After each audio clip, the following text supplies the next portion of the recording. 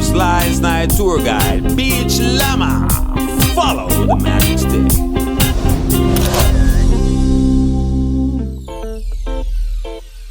The Spanish dubbed Aruba a useless island during the colonial endeavors to amass land, gold, and souls for the Catholic Church. Then along came the Dutch, led by West India Company, who then turned the island into a trading post for horses, thus giving birth to what could be considered Aruba's first industry, albeit not a very profitable one for the few Creole inhabitants, indigenous horse whisperers, and slaves that made the majority of the population. But hey, it is what it is. Luck shined in the hill streams of Reflet when gold was found by Willem Rasmain. I love gold! This soon led to a gold rush that would establish the first official industrial era industry, gold mining, albeit not very profitable for the locals, especially after being stripped of their digging rights, while mining concessions were given to foreign international corporate conglomerates. But hey, it is what it is. We're gonna skip phosphate for now and jump straight into oil, cause yeah, there's only so much you can say about profiting from bird, but yeah, that was also an industry. And oh, don't think I forgot aloe. Remember, we only got so much time per segment, and with our current goldfish attention span, retaining info is quite a chore.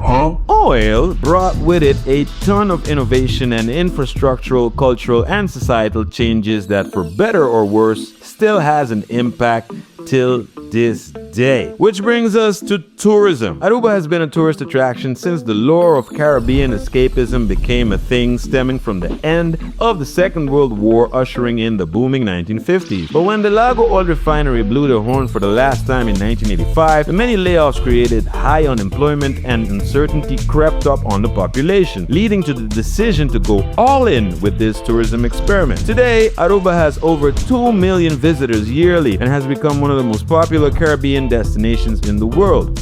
But to what extent? In this episode, we're gonna delve into more current affairs regarding tourism, an industry that employs over 60% of the island's workforce, which includes yours truly, of course. And like my other colleagues, we're all aware of the challenges that it faces. Can we handle perpetual growth? What does the future look like for this volatile industry? We dropped by Ms. Tiza Lesort, CEO of AHATA, the Aruba Hotel and Tourism Association, for her take on these and more questions. Let's start right away with the first one. What is AHATA? Yeah, in the 60s, AHATA was created because the tourism industry was growing at that point, right? The tourism industry in Aruba started in the late 50s, mid to late 50s. By late 60s, it was an established industry, pretty much taking over, the importance in our economy. And what the people in the industry saw, so the representatives of the private sector, the companies within the industry, realized that you're going to need to be a voice in the community to ensure, to discuss, to have a relationship with the government, for example, and to have a relationship with the community, to be able to discuss issues that are important to the industry so that you have a successful industry, but also to make sure that the industry and the community have a positive relationship and that the government hopefully makes proper decisions for a productive economy. What are the challenges facing Aruba with regards to tourism? The biggest challenge right now, there's probably two major challenges right now. One is the one that we've all been talking about for a long time, which is labor shortage, right? As if any industry in the whole world right now, there is a labor shortage. So we cannot achieve getting the level of employment, the number of people that we need to at work to be able to really provide the level of service that we need to provide. That's a big issue. But the biggest issue we're dealing with in tourism in general is strategy. That Aruba has been at a crossroads in determining what the future of tourism should be and what the present of the tourism should be, and to start making some difficult decisions as to what we want this industry to be, what we want it to look like, what kind of development do you not need, what do you need, which parts do you grow, do you not grow, or do you limit even, and how do we ensure that the whole community feels the positive effects of this main pillar of our economy. Is there talk of over-tourism in Aruba? When we talk about that topic, in the sense that you have the Aruba Tourism Authority did a study recently about the local sentiment on tourism, right? We all know tourism is important. I believe everybody knows that we live off of tourism. Even companies that are not directly in tourism know that they wouldn't be in existence or be successful if there wasn't a tourism industry on the island.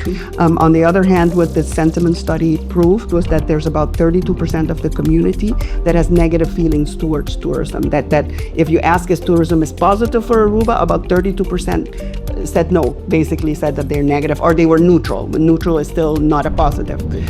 So that means that there's a lot, not a majority, but there is a large group who has these negative feelings. So that's one issue that you have, because that if a sentiment against the industry becomes a sentiment against the customer that's coming to Aruba, that is a dangerous position for us to be in, right? We cannot endanger our economy by starting to treat our tourists badly because we have a negative sentiment towards the industry. So that's one danger. You also have other symptoms of issues. So labor shortage we mentioned, which is global, but we all know that there was an issue with the wastewater treatment plant, that Aruba did not prepare for the volume growth that we had on the island. So therefore we now have an undercapacity plant. That is a very urgent issue. You have issues like for the demand that there is for taxi service for example, on the island that are tourists, that there's not enough service available for the taxis. We have long lines at the airport. So what you have is a combination of factors that show you that there's a little bit of stress. There's people on the beaches fighting for palapas, right? There's a sentiment against too much development. There's a vacation rental segment that has grown without control. We have just looking at some figures, and when you look at the figures from 2019 first quarter, 2025 first quarter, in those 6 years, the vacation rental segment, when you look at the overnight stays, has doubled. It has doubled. When the hotel segment, the overnight stays has actually remained the same. Even though rooms may have grown, the overnight stays have remained the same. In vacation rental, it has doubled. But that's the same segment that has no control yet. There's no real permitting processing happening. There's low compliance in tax payment. So the ones that are complying are saying, wait, this isn't fair. I'm trying to be good, professional, following the law, paying taxes, and about 70% are not doing so. What is the government doing about that? When we created tourism in the 50s, is because the refinery was eliminating a lot of jobs. So we needed to create another industry to employ people, right? So that it was created in the late 50s. Then in the 80s, you again had the refinery closing. I am a doorman. Have you worked in any other hotels here? No, I've been working for the Exxon refinery. I worked really 29 years for the Exxon refinery. You worked for the refinery and it closed down? They closed down in 85, and after that I came over and I'm here up to now. And then again, the government at that time had to do something about it. So what they did was, consciously, they said, we need uncontrolled growth in the tourism industry because we need to get this economy going. We need more jobs quickly. What happened was, since then, there wasn't a government that said, okay, it can no longer be uncontrolled. So we've allowed this uncontrolled growth to continue without having a strategy to say, well, what do we need now and what do we need in the future? That has now become more than an urgent issue. It's overdue for those decisions to take place. So we're in a very urgent position to take very strong strategic decisions as to what kind of tourists do we want? What is the one that brings most value to our economy? Because we also should look at cruise ships, for example. Exactly. Do we need 3 cruise ships in one day, or do we not need that many in one day? Because that also brings an extra flow of people and a burden on the island. 5 in high season. Yeah, so we need to start looking at this data. We need to start gathering data, looking at data, and making decisions that are right for the island and for the island's community, and for a productive economy, also balancing that out, and to make sure our nature is also protected. Exactly, because we do not want to see a situation like what's going on in Spain, in Canarias, and things of that sort.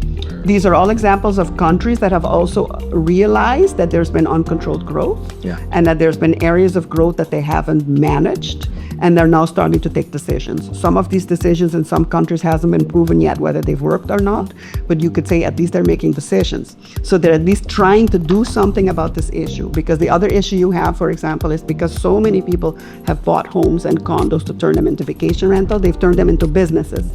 But they're not necessarily paying commercial electricity rates, for example, right? So the government is also missing out on income from taxes that are unpaid or certain rates that are lower. And also that there's no control over who's renting out a room.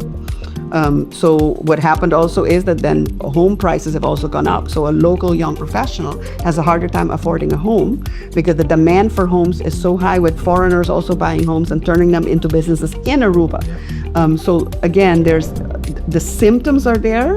There's pressure in many areas, and the pressure is that tough decisions need to be made. Yeah.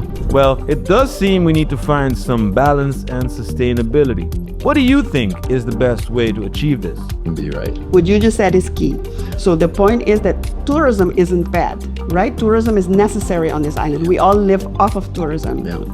Our bread is coming from tourism. Exactly, yes. But to protect tourism, you need to avoid that it becomes too large of a problem. Yes. So you need to mitigate the negatives while maintaining the positives. And by doing that, again, you need strategic decisions as to which segment of the tourism sector do you want to grow, and which segment of the tourism